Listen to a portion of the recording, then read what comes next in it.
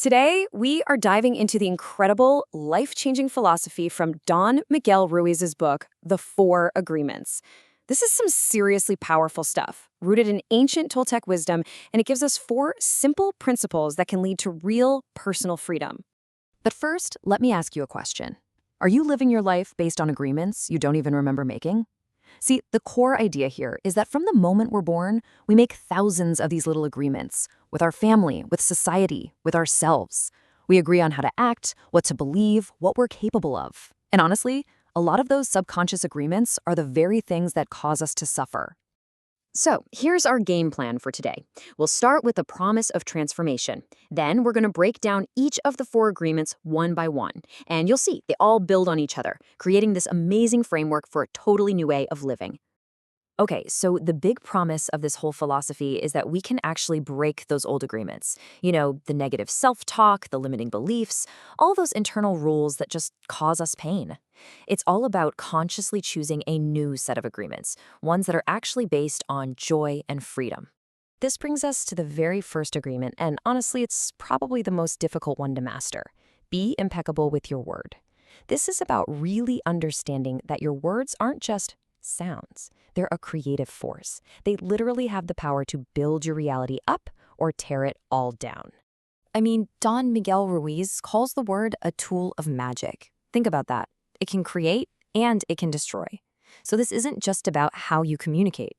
It's about seeing your words as this active, powerful force that is constantly shaping the world around you for good or for bad.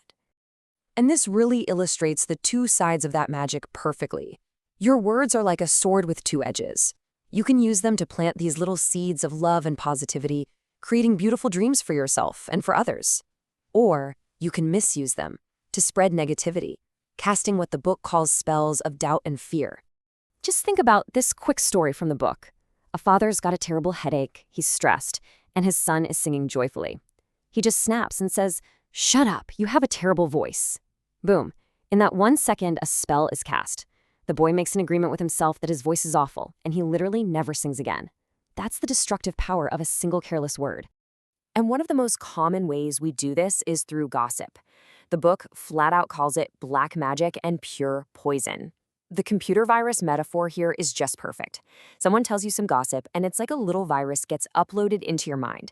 It messes with your thinking, spreads all this emotional negativity, and before you know it, that one little virus has infected an entire group of people. So, if people are out there casting these spells with their words, how do you protect yourself? Well, that's where the second agreement comes in. Don't take anything personally. This is basically your shield against all that emotional poison. This right here is the absolute key. Whatever people say, whatever they do, it's not actually about you. It's a projection of their own world, their own beliefs, their own dream. Everybody is the main character in their own movie, and their opinions are just a reflection of that movie, not a reflection of who you truly are. I love this quote. It's so direct, right? When someone tries to throw their negativity, their anger, their drama your way, you just don't have to accept the package. By not taking it personally, you're refusing to make their emotional garbage your own. Because here's how it works. Taking something personally is an act of choice. You're agreeing with it. If someone calls you stupid and you take it personally, it's because some small part of you believes it's true.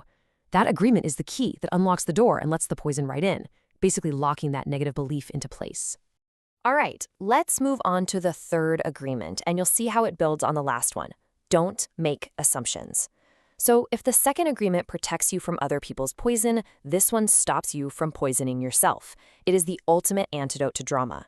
We have all been stuck in this cycle, right? Your friend doesn't text back, so you assume they're mad at you. Then you start to believe that assumption is 100% true. And what do? You react. You send a passive-aggressive text, and suddenly there's this huge conflict that was born entirely inside your own head. The book argues that pretty much all of our sadness is rooted in this exact cycle. So, how do we get out of it? What's the one simple thing we can do to stop creating all this unnecessary suffering for ourselves? The answer is really this simple. Ask. Just ask questions. Our brains are designed to fill in the blanks with stories, but a lot of the time, those stories are complete fiction. So instead of assuming you know what's going on in someone else's head, find the courage to just ask. Clear communication is the only thing that's going to reveal the truth and stop those assumptions in their tracks. And that leads us to the final and maybe most important agreement, the one that really makes all the others work. Always do your best. This is the engine. This is what turns the other three from just good ideas into a daily practice.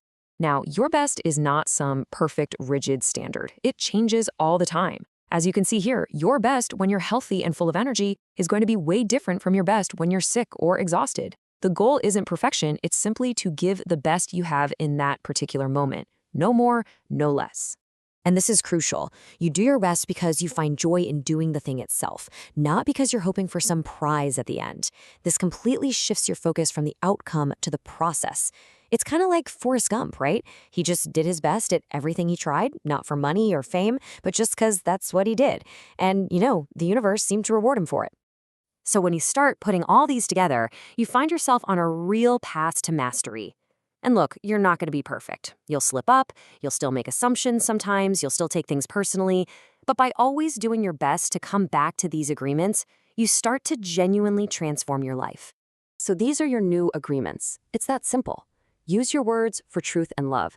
Become immune to the opinions of others. Stop creating drama in your own mind. And just do your best every single day to make the other three a real, living practice.